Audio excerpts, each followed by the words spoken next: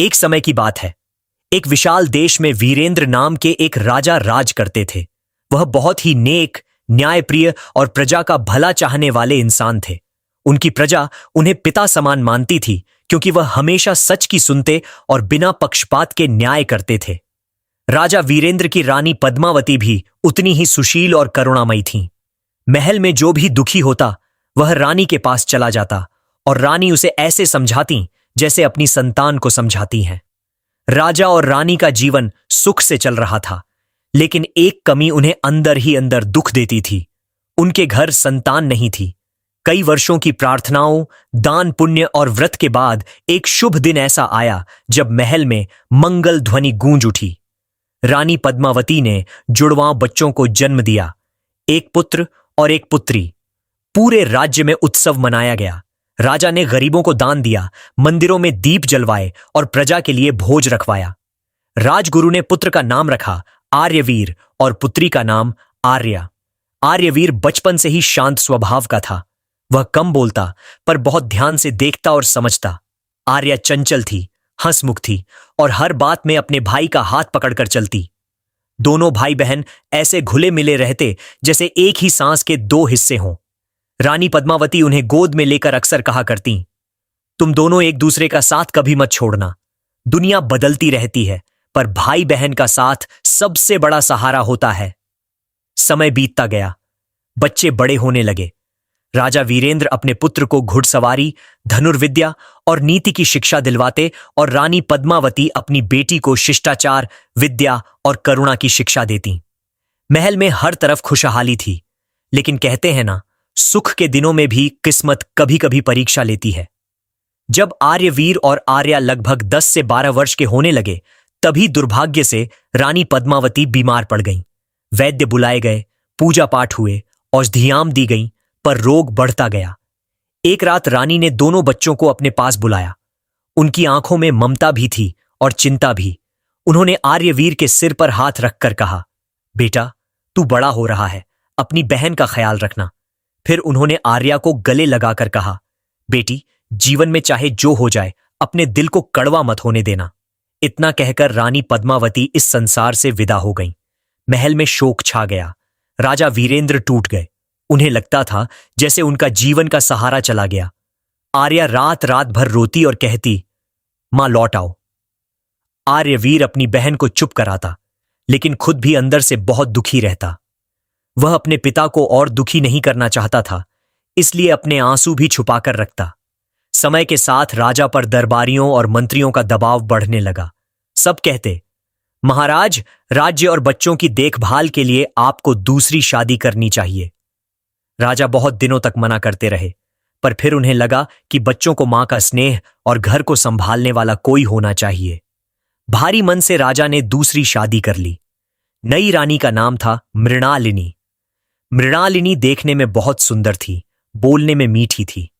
महल में आते ही उसने दोनों बच्चों को बड़े प्यार से गले लगाया और सबके सामने कहा, अब से मैं ही इनकी मां हूं, मैं इन्हें अपने बच्चों की तरह रखूंगी।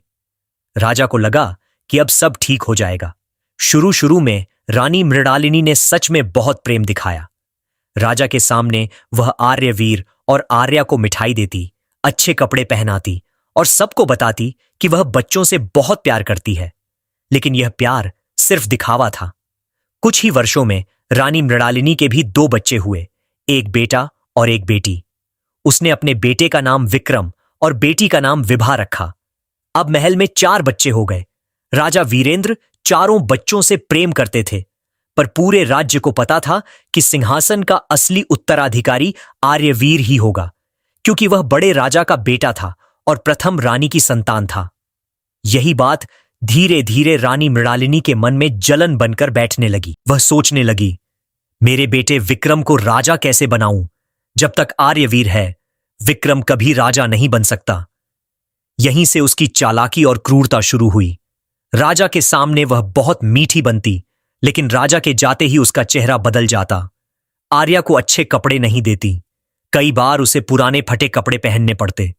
आर्या को खाना भी कम मिलता, कभी बासी रोटी, कभी पतली दाल, और हर बात पर डांट, चुप रह, ज्यादा बोलना मत। अगर आर्या रोती तो वह कहती, रोने से तेरी मां वापस नहीं आएगी। आर्यवीर यह सब देखता, पर पिता से शिकायत नहीं करता। उसे लगता कि पिता पहले ही दुखी हैं, अगर वह कुछ बोलेगा तो पिता और टूट जाएंगे। लेकिन मृणालिनी की असली नजर आर्यवीर पर थी। उसे सिर्फ सताना नहीं था, उसे आर्यवीर को रास्ते से हटाना था। एक रात उसने अपनी खास दासी चंपा को बुलाया। दोनों ने बहुत धीरे आवाज में बात की ताकि कोई सुन न ले। रानी बोली, चंपा, मुझे ऐसा रास्ता चाहिए कि आर्यवीर मेरे सामने से हट जाए और किसी को शक भी ना हो। चंपा ने कुछ देर सोचा, फिर बोली, महारानी, बरसात का समय है, नदी उफान पर है। अगर राजकुमार नदी किनारे जाए और फिसल जाए तो सब इसे दुर्घटना समझेंगे। रानी मृणालिनी के चेहरे पर ठंडी मुस्कान आ गई। उसने कहा, ठीक है, उसे नदी किनारे भेजो, पर ध्यान रहे किसी को शक नहीं होना चाहिए। और फिर उसने एक और बात जोड़ी, आर्या को कुछ नहीं करना, उसे रहने दो। अगर दोनों बच्चे एक साथ गायब होंगे तो लोग शक करेंगे। बेटी रहेगी तो सब समझेंगे कि बस लड़का ही दुर्घटना का शिकार हुआ। योजना तय हो गई। अगली सुबह रानी मृणालिनी ने आर्यवीर से बहुत मीठी आवाज में कहा, बेटा, आज नदी किनारे का उपवन बहुत सुंदर लग रहा है, तुम वहां घूम आओ, तुम्हें प्रकृति देखनी चाहिए। आर्या ने भाई का हाथ पकड़कर कहा, भैया, मुझे भी साथ ले चलो। रानी ने तुरंत कहा, नहीं नहीं, नदी का किनारा फिसलन वाला है, लड़की को वहां जाना ठीक नहीं। आर्या, तुम घर में रहो। आर्या का मन बैठ गया। उसने भाई की कलाई कसकर पकड़ ली और धीमे स्वर में बोली, भैया, जल्दी लौट आना। आर्यवीर ने उसे आश्वासन दिया, हां आर्या, मैं जल्दी लौटूंगा। आर्यवीर चंपा और 2 सैनिकों के साथ नदी किनारे चला गया। नदी सच में उफान पर थी। पानी तेज बह रहा था, किनारे की मिट्टी गीली थी। चंपा ने मीठे शब्दों में कहा, राजकुमार, जरा पास आइए, पानी में मछलियां दिख रही हैं। आर्यवीर आगे बढ़ा ही था कि पीछे से अचानक उसे धक्का दे दिया गया। वह संभल नहीं पाया और नदी में गिर गया। तेज धार उसे बहाकर ले गई। किनारे पर खड़े लोग कुछ देर देखते रहे और फिर चुपचाप लौट गए। महल में खबर पहुंची, महाराज, राजकुमार नदी में गिर गए और बह गए। राजा वीरेंद्र पागल से हो गए। उन्होंने खोज दल भेजा, नावें उतरवाईं, कई दिनों तक तलाश हुई, पर आर्यवीर का कोई पता नहीं चला। राजा की आंखों की रोशनी जैसे चली गई। आर्या हर रोज दरवाजे पर बैठकर बस यही पूछती, भैया कब आएंगे? और उधर रानी मृणालिनी बाहर से रोती बिलखती रही, पर अंदर ही अंदर उसे चैन मिला। उसे लगा अब रास्ता साफ हो गया। लेकिन कहानी यहीं खत्म नहीं हुई। राज्य से बहुत दूर नदी के एक मोड़ पर एक गरीब मछुआरा रामू और उसकी पत्नी सीता रहते थे। उनके घर कोई बेटा बेटी नहीं था। वे दोनों बहुत दुखी रहते, लेकिन ईश्वर की इच्छा मानकर अपना जीवन चला रहे थे। उसी दिन वे नदी में जाल बिछा रहे थे। अचानक उनका जाल बहुत भारी हो गया। रामू ने सोचा कोई बड़ी मछली फंस गई होगी। दोनों ने मिलकर जाल खींचा तो उन्हें देखकर सीता चीख पड़ी, रामू, ये मछली नहीं, ये तो बच्चा है। जाल में आर्यवीर फंसा हुआ था, बेहोश, कमजोर, पर सांस चल रही थी। वे तुरंत उसे घर ले गए। सीता ने कपड़े बदले, आग जलाई, जड़ी बूटियों का काढ़ा बनाया। रामू ने उसका शरीर गर्म कपड़े से ढंका। कई दिन तक वे दोनों उसकी सेवा करते रहे। बच्चा होश में नहीं आया। कभी कभी उसकी सांस तेज होती, फिर धीमी पड़ जाती। सीता रात भर उसके पास बैठकर कहती, भगवान, इसे बचा लो। अगर तूने हमें संतान नहीं दी तो शायद इसी को हमारे लिए भेजा है। बहुत दिनों बाद एक सुबह आर्यवीर की आंखें खुलीं।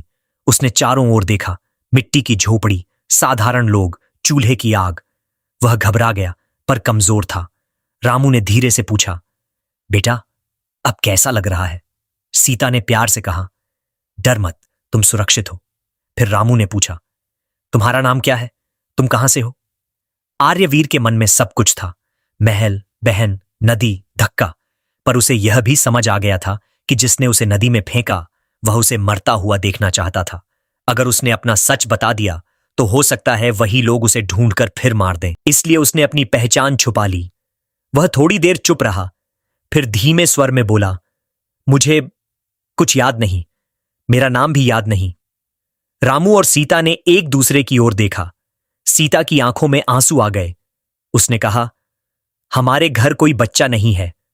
अगर भगवान ने तुम्हें हमारे जाल में भेजा है तो आज से तुम हमारे बेटे हो। रामू ने नदी की ओर देखकर कहा, नदी ने तुम्हें हमें दिया है, इसलिए आज से तुम्हारा नाम होगा नदीश। आर्यवीर ने धीमे से नाम दोहराया, नदीश।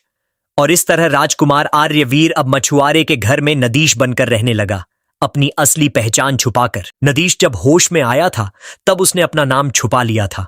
उसने कहा था, मुझे कुछ याद नहीं। रामू और सीता ने उस दिन कोई सवाल नहीं बढ़ाया। उन्हें सिर्फ इतना दिख रहा था कि यह बच्चा जी रहा है, और इस उम्र में किसी को जीता देख लेना ही सबसे बड़ा चमत्कार होता है। पहले कुछ महीनों तक नदीश की हालत बार बार बिगड़ती, कभी बुखार, कभी ठंड, कभी खांसी। सीता रात रात भर जागती। वह चूल्हे की राख में जड़ी बूटियां सेकती, काढ़ा बनाती और बच्चे के माथे पर हाथ रखकर बार बार कहती, हे भगवान, इसे मत छीनना, हमें एक बार तो मां बनाकर देख ले। रामू भी बाहर से कठोर दिखता, पर अंदर से डरता। वह दिन में जाल डालता और रात में चुपचाप आकर बच्चे की सांसें गिनता। कभी सीता से कहता, देखो आज सांस तेज चल रही है, ठीक है ना? और सीता झिड़क देती, तुम मछली गिनते गिनते अब सांस भी गिनने लगे। यह उनका छोटा सा मजाक था, पर उसके पीछे दुआ छुपी होती थी। धीरे धीरे नदीश ठीक होने लगा। उसकी आंखों में डर कम हुआ और भूख लौट आई। जिस दिन उसने पहली बार पूरा कटोरा चावल खा लिया, सीता खुशी से बोली, रामू, आज तो हमारे घर का चूल्हा सच में जला। रामू ने हंसकर कहा, अरे, इस हिसाब से तो हमारा बेटा बड़ा होकर पूरा तालाब खाली कर देगा। नदीश ने उनकी बातें सुनी, मुस्कुराया, पर अपनी पहचान फिर भी छुपाए रखी। उसके अंदर का डर अभी खत्म नहीं हुआ था। जब नदीश थोड़ा बड़ा हुआ, रामू उसे नदी पर साथ ले जाने लगा। पहले वह सिर्फ नाव के किनारे बैठता, पानी देखता और चुप रहता। फिर रामू ने उसे रस्सी पकड़नी सिखाई। जाल फेंकना आसान है बेटा, जाल खींचना मुश्किल है, जिंदगी भी वही है। एक दिन नदीश ने पहली बार जाल खींचते समय रस्सी कसकर खींची और खुद ही पीछे गिर पड़ा, सीधे कीचड़ में। सीता किनारे पर थी। वह चिल्लाई, हे राम, मेरा बेटा डूब गया। रामू ने हंसते हुए कहा, अरे भाग्यवान, वो कीचड़ है, नदी नहीं। नदीश कीचड़ में लथपथ उठकर खड़ा हुआ। उसका चेहरा लाल था, शर्म से भी और हंसी से भी। वह भी पहली बार खुलकर हंस पड़ा। सीता ने उसे अपने आंचल से पोंछा और डांटते हुए बोली, देखो, बहकर मेरे पास आए थे, अब मेरे सामने ही बहने की कोशिश मत करना। नदीश ने सिर हिलाया। घर में वह पहली बार अपनापन महसूस कर रहा था, जैसे यह झोपड़ी सच में उसे स्वीकार कर रही हो। तीसरे साल तक वह नाव चलाने लगा, नदी की चाल पहचानने लगा। भंवर कहां बनता है, कहां पत्थर है, कहां धारा धोखा देती है, ये बातें वह ऐसे समझता जैसे नदी उससे बात करती हो।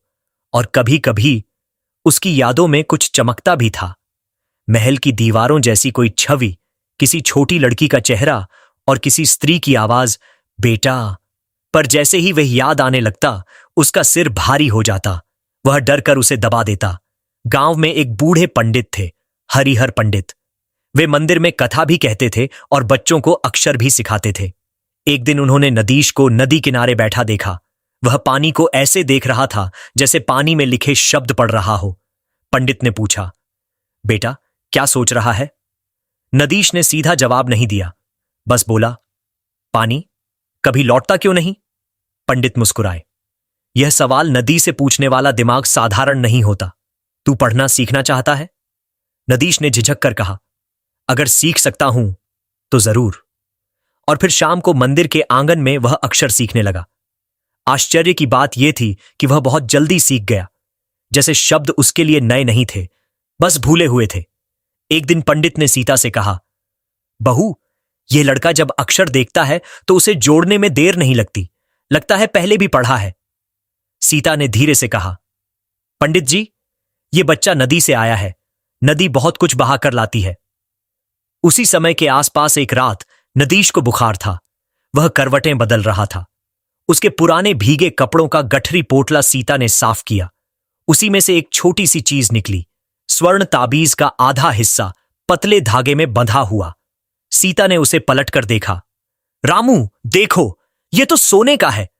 रामू ने आंखें फैलाकर कहा, अरे, इतना सोना तो हमारे घर में कभी था ही नहीं। दोनों घबरा गए। कहीं यह चोरी का तो नहीं? कहीं इस बच्चे की कहानी बहुत बड़ी तो नहीं? सीता ने वह ताबीज नदीश के पास रख दिया। सुबह जब नदीश उठा, उसने ताबीज देखा तो उसकी आंखों में अजीब सी चमक आई, जैसे उसने उसे पहले भी छुआ हो। उसने जल्दी से उसे उठाया, हाथ में दबाया और बोला, यह मेरा है। सीता ने धीरे से पूछा, बेटा, याद आया कुछ? नदीश ने कुछ पल चुप रहकर कहा, नहीं, बस यह मेरा है। और फिर उसने उसे कपड़े में लपेटकर दीवार की दरार में छुपा दिया। उसके भीतर का डर फिर जाग गया था, कहीं यह ताबीज उसकी पहचान खोल न दे, और पहचान खुली तो खतरा लौट न आए। अब चलिए राजमहल की ओर, जहां 10 साल किसी नदी की तरह नहीं, कांटों की तरह बीते। राजकुमारी आर्या मां के जाने के बाद ही टूट चुकी थी, और भाई के दुर्घटना में बह जाने के बाद तो वह जैसे अपने भीतर ही सूनी हो गई। पर उसने एक बात सीख ली थी, रोने से किसी का दिल नहीं बदलता, रोने से बस रोने वाला कमजोर लगता है। रानी मृणालिनी ने आर्या को जानबूझकर जीवित रखा था, पर उसे जीवन देने के लिए नहीं, उसे धीरे धीरे खत्म करने के लिए। फटे कपड़े, कम भोजन, ताने, डांट और काम, इतना काम कि राजकुमारी की हथेलियां दासी जैसी हो गईं। आर्या कई बार रात में अपने आधे ताबीज को पकड़कर सोती, वही आधा ताबीज जो राजगुरु ने जुड़वां बच्चों को पहनाया था। वह मन ही मन कहती, भैया, अगर तुम सच में चले गए हो तो यह ताबीज मेरे गले में इतना भारी क्यों है? विक्रम अब युवावस्था में था, उसे मां ने बचपन से भर दिया था, तू राजा बनेगा। वह आर्या को देखता तो हंसता, देखो राजकुमारी, अब झाड़ू भी राजसी हो गया होगा। आर्या जवाब नहीं देती, पर उसकी आंखों में डर भी नहीं था। वह बस काम करती और चुप रहती, और यही चुप्पी मृणालिनी को खटकती थी, क्योंकि चुप इंसान टूटता नहीं, चुप इंसान भीतर कुछ जोड़ता रहता है। विभा, मृणालिनी की बेटी, उतनी कठोर नहीं थी।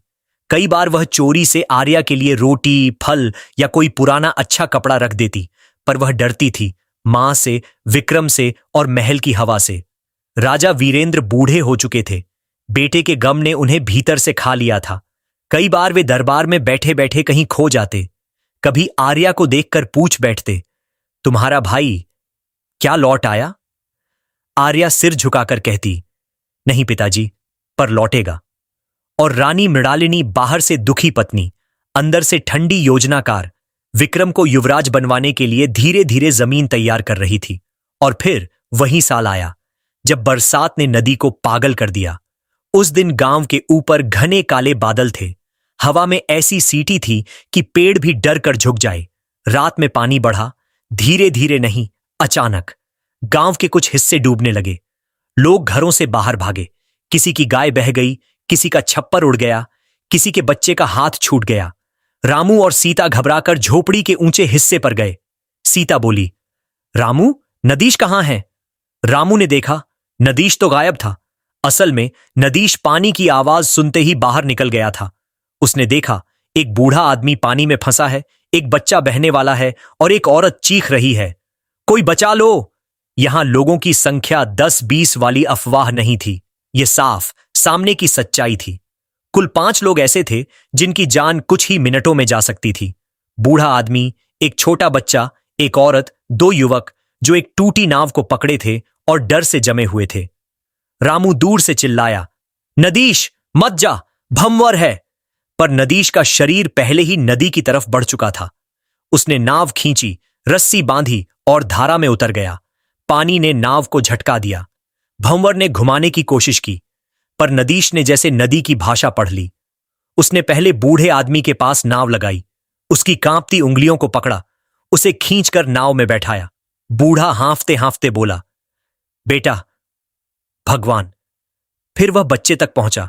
बच्चा एक पेड़ की डाली से लटका था, रो भी नहीं पा रहा था। नदीश ने अपनी कमर की रस्सी निकाली, फेंकी, बच्चे को पकड़ा, खींचा और उसे अपनी छाती से लगाकर नाव में बैठा दिया। अब वह औरत बची थी, जो पानी में फिसलकर आधी डूब चुकी थी। उसकी आंखें डर से सफेद थीं। नदीश ने नाव मोड़ी, पर तभी भंवर ने नाव को घुमा दिया। एक पल के लिए लगा कि नाव पलट जाएगी। सीता ने दूर से मुंह पर हाथ रख लिया, हे भगवान! लेकिन नदीश ने रस्सी कसकर पकड़ी, नाव के किनारे से अपना वजन लगाया और नाव सीधी कर ली। फिर उसने औरत का हाथ पकड़ा और उसे नाव में खींच लिया। आखिर में 2 युवक जो डरी हुई आवाज में बस बचाओ बचाओ कर रहे थे, उन्हें भी उसने रस्सी देकर एक एक करके खींच लिया। जब वह किनारे लौटा तो उसके कपड़े भारी थे, बाल भीगे थे और आंखों में थकान थी, पर चेहरे पर कोई गर्व नहीं था। वह बस इतना बोला, सब सुरक्षित हैं। गांव वालों ने उस दिन उसे नए नाम से पुकारा, नदी का वीर। पहले यह बात गांव में फैली, फिर पास के कस्बे में, फिर शहर में और फिर राजधानी की गलियों में भी लोग कहने लगे, एक मछुआरे का बेटा है, नदी को भी मात दे देता है। उसने 5 जानें बचाईं। उसकी चाल ढाल राजा जैसी है। ऐसी कुछ व्यापारी जब राजधानी गए तो उन्होंने यही बात दरबार के कर्मचारियों को भी बताई। बात मंत्री तक पहुंची, फिर राजा वीरेंद्र तक। राजा ने जैसे ही सुना, उनकी आंखें चमक उठीं। उन्होंने धीमे स्वर में कहा, उस युवक को बुलाओ जो दूसरों को बचाए, उसे राज्य सम्मान देता है। रानी मृणालिनी ने सुना तो हल्का सा मुस्कुराई। एक मछुआरे का बेटा आएगा, इनाम लेगा, चला जाएगा। लेकिन आर्या ने जब यह सुना तो उसके भीतर एक अजीब सी हलचल हुई। वह नहीं जानती थी क्यों, पर उसका मन बोला, कहीं कहीं यह संकेत तो नहीं। राजमहल का सिपाही गांव पहुंचा। उसने ऊंची आवाज में कहा, मछुआरे रामू का बेटा नदीश, महाराज ने तुम्हें दरबार में बुलाया है। रामू की टांगें कांप गईं। सीता ने घबरा कर कहा, रामू, हमारा बेटा महल जाएगा, हम गरीब लोग। वो लोग। रामू ने तुरंत नदीश को पास बुलाया और समझाने लगा, देख बेटा, महल में जाकर ज्यादा बोलना नहीं और जूते उतारकर मत बैठ जाना जैसे घर में बैठता है। सीता ने बीच में टोक दिया, अरे उसे पहले ढंग से कपड़ा तो पहना दे, महल के लोग उसे कीचड़ वाला न समझ लें। रामू बोला, तू चुप रहे सीता, महल वाले कीचड़ से नहीं, नियत से पहचानते हैं।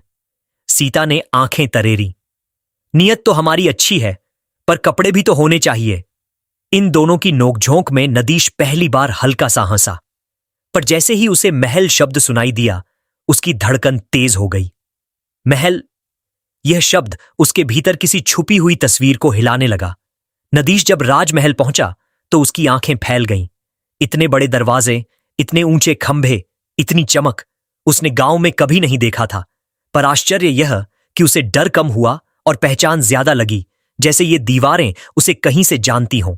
दरबार में राजा वीरेंद्र बैठे थे, बूढ़े, थके पर गरिमामय। उन्होंने नदीश को देखा और कुछ पल के लिए उनकी आंखों में नमी आ गई, जैसे उन्होंने किसी खोए हुए चेहरे का प्रतिबिंब देख लिया हो। राजा ने पूछा, युवक, तुम्हारा नाम? नदीश ने सिर झुकाया। नदीश, महाराज। राजा ने कहा, तुमने 5 लोगों की जान बचाई, मांगो, क्या चाहिए? दरबार में लोग सोच रहे थे, अब यह युवक सोना चांदी मांगेगा, जमीन मांगेगा। पर नदीश ने शांत स्वर में कहा, महाराज, मेरे लिए कुछ नहीं, बस मेरे गांव के लिए एक मजबूत नाव और कुछ अच्छे जाल दिलवा दीजिए, ताकि अगली बार कोई न डूबे। दरबार में सन्नाटा छा गया। यह बात मछुआरे के बेटे से नहीं, किसी जिम्मेदार शासक के मन से निकलती है, ऐसा कई लोगों को लगा। राजा ने धीमे स्वर में कहा, तुम्हारी बातें, तुम्हारा ठहराव मुझे मेरे बेटे की याद दिलाता है। नदीश के भीतर बिजली सी कौंधी। उसने आंखें नीची कर लीं। राजा कुछ पल रुके, फिर बोले, मेरा बेटा भी इसी नदी में बह गया था 10 साल पहले। यह वाक्य नदीश के लिए पत्थर नहीं था, यह पूरी दीवार थी जो उसके भीतर गिरने लगी। पर वह बोला नहीं, वह बस चुपचाप सुनता रहा, क्योंकि सच उसके गले तक आ गया था, पर डर ने उसे रोक रखा था। राजा ने आगे कहा, युवक, तुम कुछ दिन महल में रुको, मैं तुमसे और बातें करना चाहता हूं। नदीश ने सिर झुका दिया, जैसा आदेश महाराज। और उसी समय महल के एक पर्दे के पीछे आर्या ने दूर से उस युवक को देखा। उसे नहीं पता था कि क्यों, पर उसकी छाती में रखा आधा ताबीज जैसे अचानक भारी हो गया। उसने मन में कहा, यह कोई साधारण युवक नहीं। उस रात नदीश अतिथि कक्ष में बैठा था। उसने चुपके से अपना आधा ताबीज निकाला। चांदनी में वह चिन्ह साफ दिख रहा था, अधूरा, जैसे किसी दूसरे हिस्से की पुकार हो। उधर आर्या अपने कमरे में बैठी थी। उसने भी अपना आधा ताबीज हाथ में लिया। उसने फुसफुसाकर कहा, भैया, अगर तुम जिंदा हो तो अब लौट आओ। और उसी रात दोनों ताबीज चांदनी में हल्के हल्के चमके, जैसे 2 अधूरे हिस्से एक दूसरे को पहचान रहे हों। पर महल की दीवारों में एक और नजर भी जाग चुकी थी, रानी मृणालिनी की। उसे अब पहली बार लगा कि जो दुर्घटना उसने 10 साल पहले करवाई थी वह शायद पूरी तरह खत्म नहीं हुई थी। क्या नदीश को उसकी पूरी यादश आ पाएगा और अपनी बहन को बचा पाएगा? कहानी अच्छी लगी है तो चैनल को लाइक, सब्सक्राइब और शेयर करें, और पार्ट 2 चाहिए तो कमेंट में पार्ट 2 लिखें।